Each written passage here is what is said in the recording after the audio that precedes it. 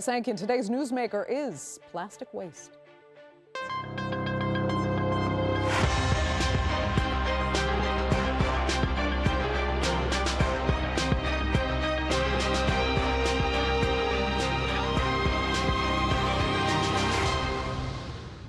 This year, World Environment Day is focusing on solutions to beat plastic pollution. Though there's no global agreement yet, in 2 months, the UN will resume negotiating how to legislate plastic waste.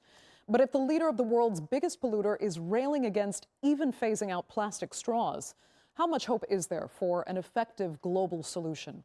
Meanwhile, alarming research continues into how microplastics are entering our brains and bodies and poisoning our wildlife, all while our use of plastic increases. Here's a look.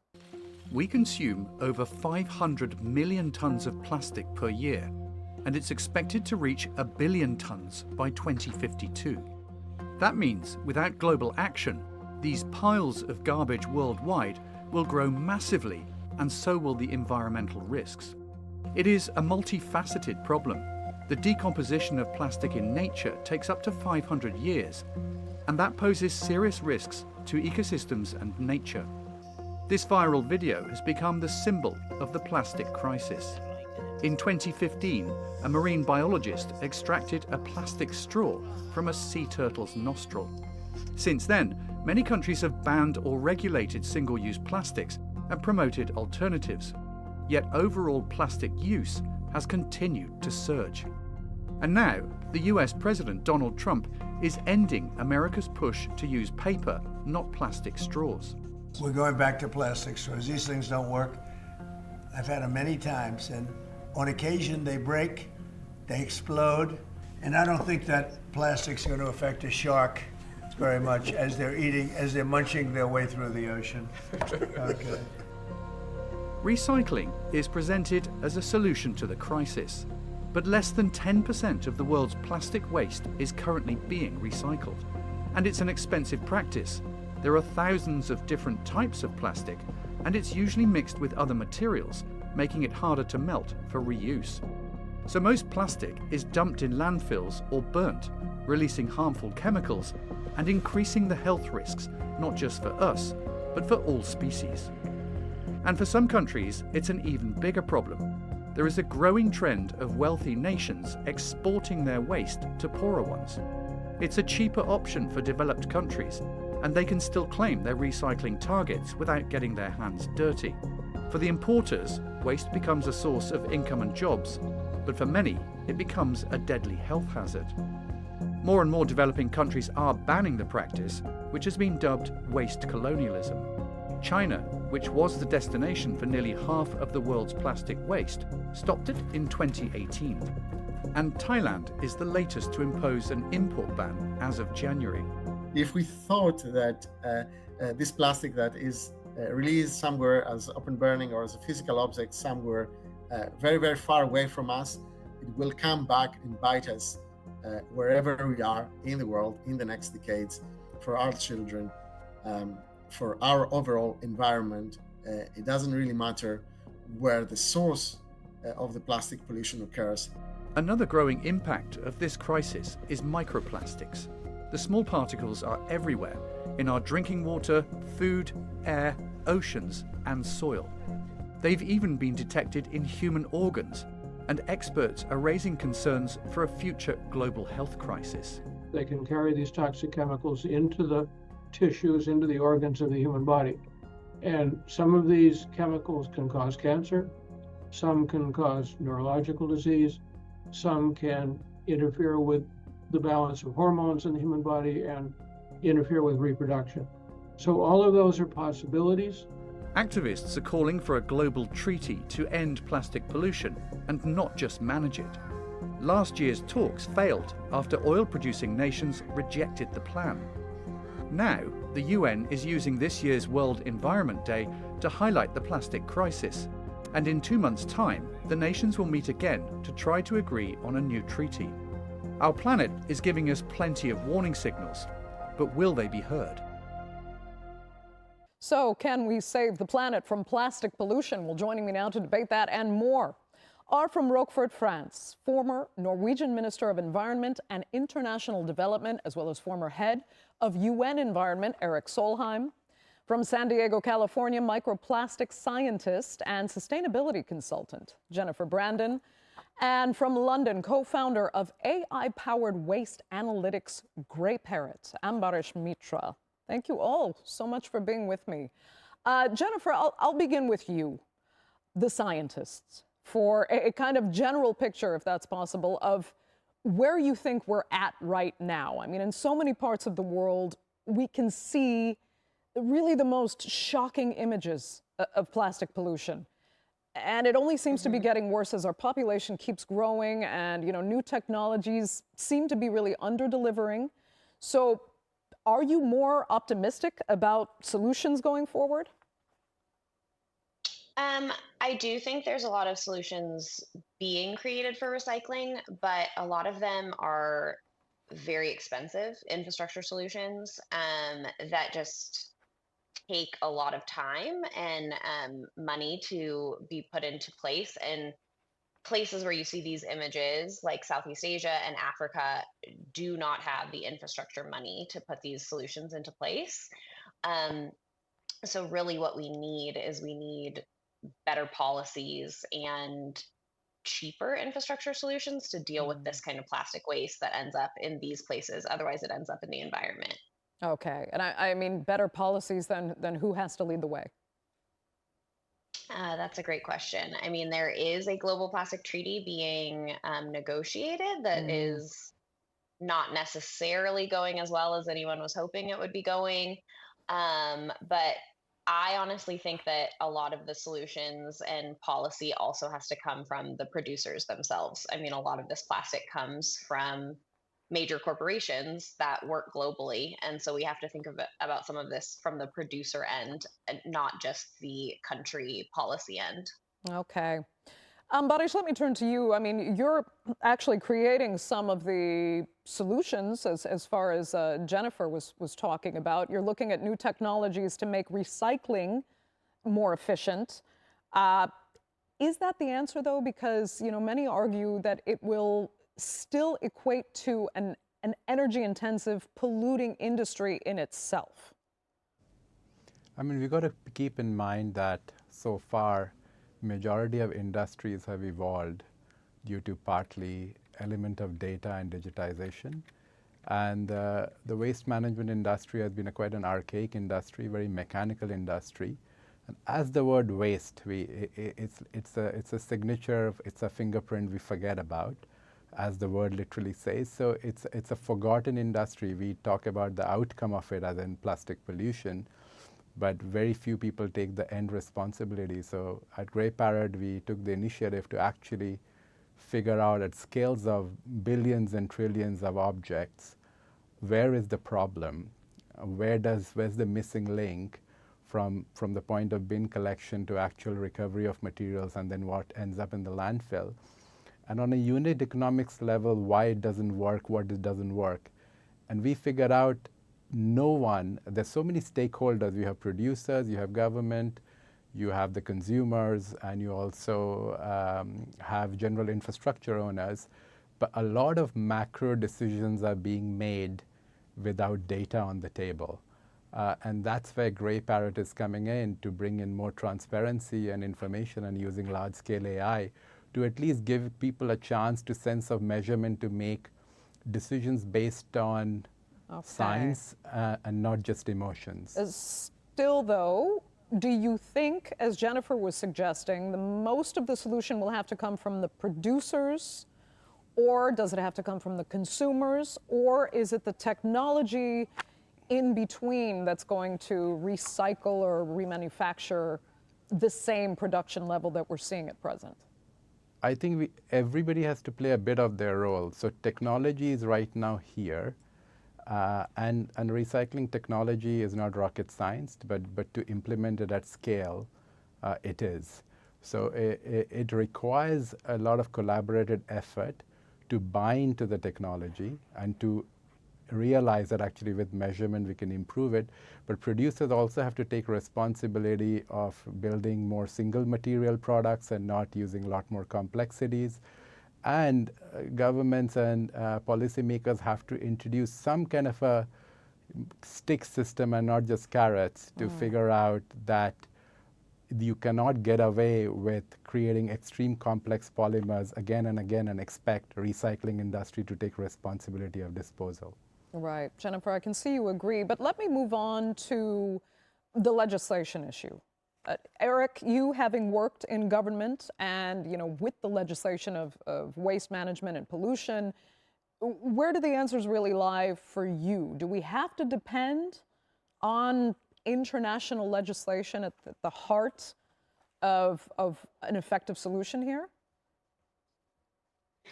No, at the heart is local or national legislation, because at the end of the day, nearly all plastics, nearly everywhere is local. I mean, I've spent any number of times on the beaches of India picking plastics, and I never saw any plastic there coming from, say, China or from the United States of America. All plastics in India is Indian, so Indian government can take action. Let me point to two very inspiring examples as to what can be done. In India, there is a city called Indore. It's nicknamed the cleanest city in India, while many other Indian cities are full of plastic pollution. There is nothing in Indore. Why? Because the very visionary leaders of this city, they introduced a system for collection at home, and they introduced a system for using the wet waste in the city to fuel the city buses. And it has created an enormous pride with the citizens of Indore. They're so proud that they have the cleanest city in India. And of course, no one will throw anything into the street when no one else is doing it. But move on to Africa, Rwanda, developing nation, fairly poor, absolutely clean. It's much cleaner in the streets of Kigali than there is in my home. And I try at least to keep some cleanliness at home, and my wife the same. But why is it absolutely clean in Kigali? Because the inspiring leadership of President Kagame has made this a task for all Rwandese. So government leadership matters a lot, but of course, technology, business, citizens, all others also matters. Okay, Jennifer, you looked a bit skeptical at one point. I mean, is it a question of scaling up, massively scaling up the local initiatives that Eric was citing? I mean, it is, and it is that, absolutely, but also there are certainly a lot of impoverished areas in the world where the trash that's on their beaches is not theirs, and it really depends where you are on the planet, whether the currents bring you trash or take your trash, and some of it is really kind of the luck of the draw. So out here in the Pacific, like the Hawaiian Islands and the Pacific Islands really get trash from all of Asia and a lot of North America that is not their trash. They are really what we call marine debris sinks, and they get trash from all around them that they do not have the infrastructure or even really the landfill space to really deal with anymore, and they're having to incinerate it. But then there's other places where their trash just gets swept away and out into the ocean, and so their beaches look deceptively clean. And it really, a lot of that can just be because of the currents of where you are. And then there are some places where, yeah, it is that all of your trash is very local. And a lot of that is also because it gets trapped in those bays and stays there. And so it is really a global problem. There is a lot of injustice in global pollution itself. Ambarish, if you had a comment, go ahead. I wanted to add to what Eric's saying with a little bit disagreement, because I think cleanliness and visually things looking hygiene is one factor, but a large part of the plastic pollution is where ultimately from that clean environment where it ends up, where's the end of life, or there's full reusability of it and evidence of that. Because there are many clean cities in Europe and the Western world doesn't mean all the trash from those regions. They could be exported to other countries or gone somewhere else. The point to sometimes which is lost in plastic debate is simplification of a very complex science or chemistry of polymers, and oversimplifying by calling it plastic is like calling all healthcare as healthcare or medicine, right? So there's an element of PET and HDP or PVC, and if you start breaking it down, it will come down to ultimately choices of materials producers are making. And there are certain materials which do exceptionally well, and it shouldn't be vilified alone in that plastic category, though they are big names. And there are, again, many materials and complex materials which shouldn't be used. And unless we really start defining this group into material level, we won't be able to solve the problem in the streams of it. And the word plastic doesn't, in a way, solve the problem or communicate the ineffectiveness of the problem. Okay. Eric, yeah, I'll come back to Eric quickly because, you're talking about solutions through legislation. You gave some examples of, Kigali and Indore in India. But if we're looking at the larger scale, and we had spoken earlier about, we have the leader of kind of the world's biggest polluter who won't even tolerate banning plastic straws, when that was a movement that was pretty firmly underway. How is it then, we have also Jennifer addressing some of the injustices in pollution in countries and places that haven't polluted, still receiving, not just through the plastic colonization we were talking about, but just the flows of general currents bringing pollution to various countries. How do you even start to legislate so that, these examples that you're talking about can be scaled up and real solutions can be seen on the ground? I wanted to point to this example from an Indian city of 3 million people Indore and from an African country, maybe 15 million, Rwanda, to showcase that developing nations can also take action. Because sometimes it's claimed that only very rich nations like, say, Japan or Germany can keep clean. The opportunity is there for everyone. But indeed, what Trump is now proposing is completely crazy. Why would Americans need straws? 600-700 straws a year per capita in North America. Can't Americans drink from a normal glass as everyone else can do? And if they really need a straw, can't a straw be made from bamboo or from some other material which disintegrate immediately into nature? The good news about the plastic crisis is that we know the solution. We just need to get there. And the solution is very simple. It's 3 points. Refuse, avoid all the plastic which we can easily do without. For example, straws. Let's replace all the plastic where we can replace it with other materials, like, for example, bamboo. I'm sitting at a chair here. That chairs can be made from bamboo. The straws can be made from bamboo. Cutlery can be made from bamboo and from many other materials. And lastly, recycling. And what we hear is exactly right. One of the problems with recycling is, of course, that there are so many different plastic types. Sometimes plastic is also mixed with other materials like paper, which make it more difficult to recycle. But then governments need to set standards so that we can get all plastic we need to be recycled. There is a number of plastic articles we do need. Cars are much lighter because they are full of plastic. That's plastic we do need. It makes the cars use less gasoline or less electricity if they're electric. And in hospitals, of course, we need plastic to keep bacteria away.